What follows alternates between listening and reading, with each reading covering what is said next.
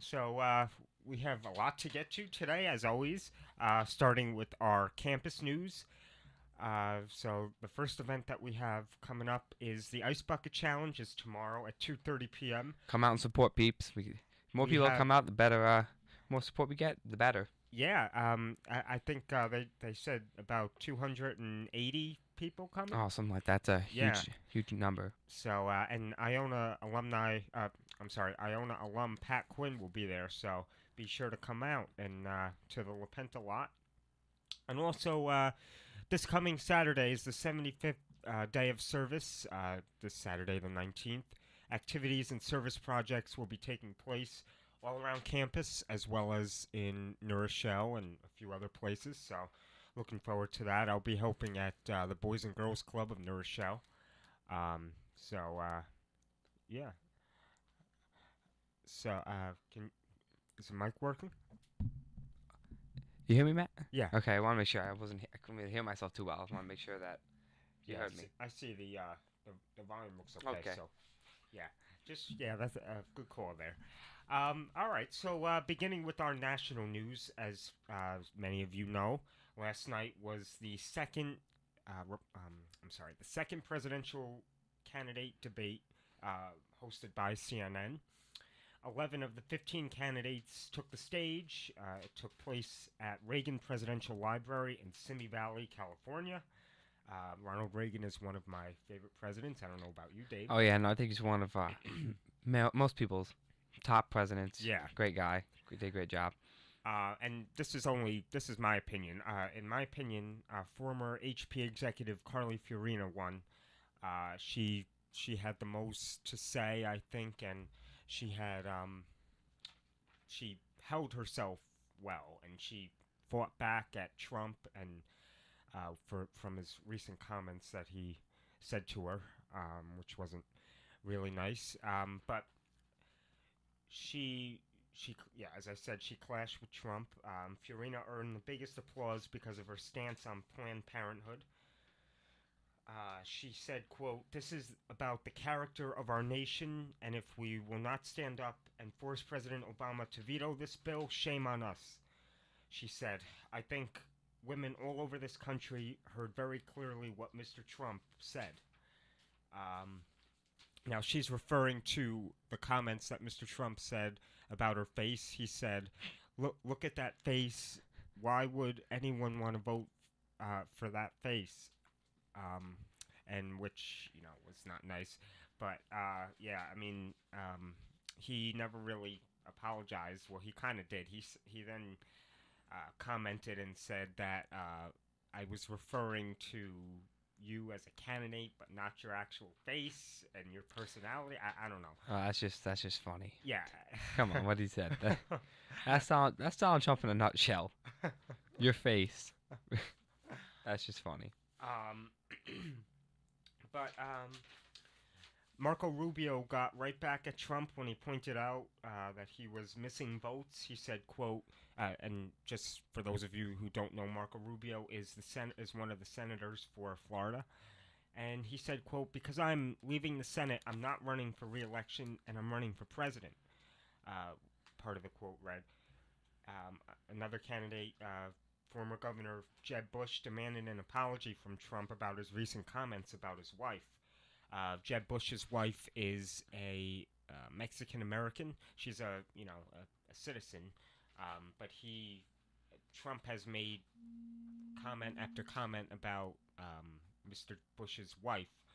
Um, so, and Bush has been demanding an apology, but he hasn't gotten one. I just feel like these candidates just need to kind of suck it up and who cares? People are gonna say things. It's too much crying.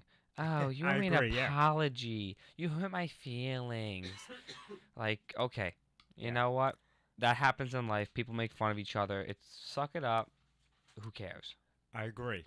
And yeah, I mean, I feel like it's a lot of name calling. I mean, we see this every election cycle, but name calling, And people just take it whining. like they're taking it too sensitive. There's no reason to. Yeah. Mhm. Oh, that hurt my feelings. Yeah. I'm gonna cry about it. Man, come on, grow up. um, then current New Jersey Governor Chris Christie, in my opinion, shined too.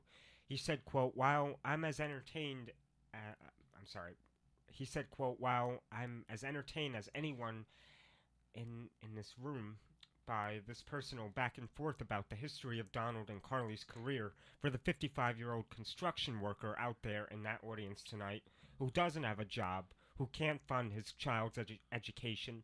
I've got to tell you the truth. They could care less about your careers. They care about theirs. Let's start talking about that on the stage and stop playing games. In my opinion, that was a good quote. I mean, a good comment to say Well, because that's not a bad quote. I just don't know if I agree with the one part talking about if he could um, fund his child's education, because if his child goes through public school, that is funded by the state technically. So don't know about that, but everything else that he says, yes, was very. He took a good angle on it yeah, and really made like it sit with people, because let's be real, people don't really care about their social lives or anything like that. Like they want to know how you're going to benefit us, the people. So I think that was a good remark by Governor Christie. yeah, and in my opinion, and I think CNN said this too. He was trying to play like the adult in the room by saying all these things, kind of like distancing himself from the other candidates and from Washington D.C. Trump's performance was uncertain, as he was not as um, Angry. angry. Yeah, that's the word I'm looking for.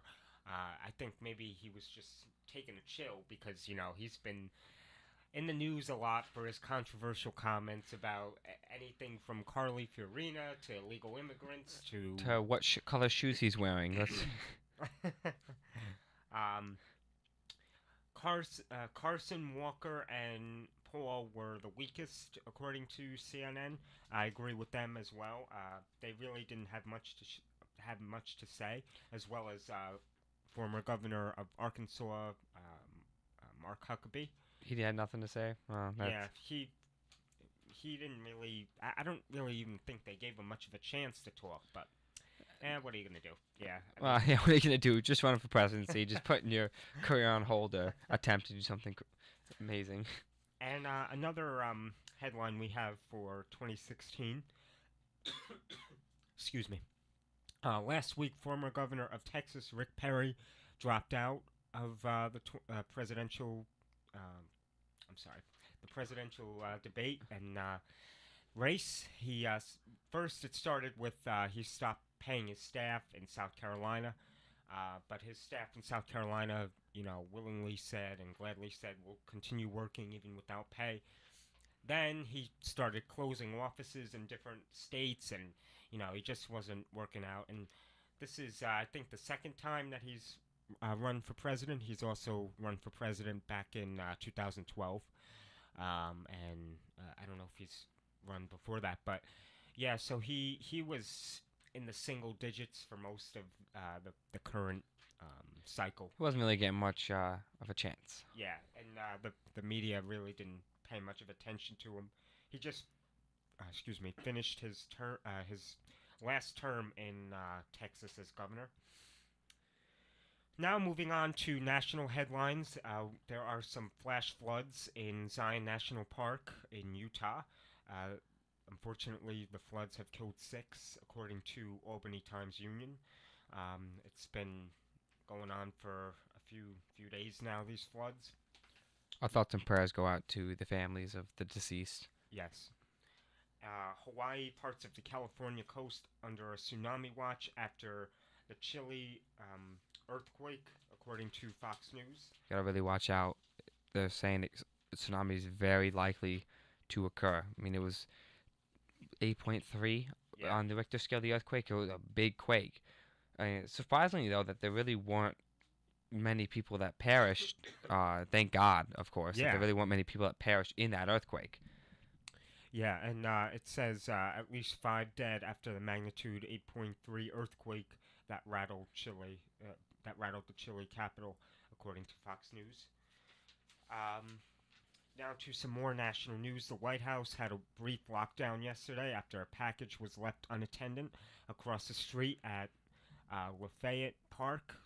The Washington, D.C. Fire Department and bomb technicians gave an all clear after the package was determined not to be a safety risk. President Obama was not in the White House at the time. Now the joke of that is, it's obviously nothing to joke about because it wasn't, you don't know what's in this package. But a couple of roommates and I were talking, and they were like, "Why don't someone just look at it?" It seemed to just take such a long time for anyone to go near it. And obviously, because people worry it could be a bomb or something to that magnitude, which you have to be cautious. But it was one of those things where they had it shut down, and like everyone was in such a panic, and it's like, how about we check the box before we really, put up DEFCON 5 alert. Um, Now to the migration crisis overseas. Thousands of refugees rush into Croatia to find a new route into Western Europe. According to BBC News, there are clashes in Hungary, on the Hungary-Serbia border, as Hungary cannot accept any more refugees. Um, yeah, I mean it's just a devastating crisis. All these refugees that are coming from Syria, Iraq, Iran. Just trying to escape and Yeah, get to a better life, and these other countries in Europe just aren't built to sustain all these yeah, refugees. All of a sudden, it's coming in such a flood rush. It's like the floodgates are opening, and these countries are doing listen. These countries are doing as best they can, yeah, but they just can't take everybody.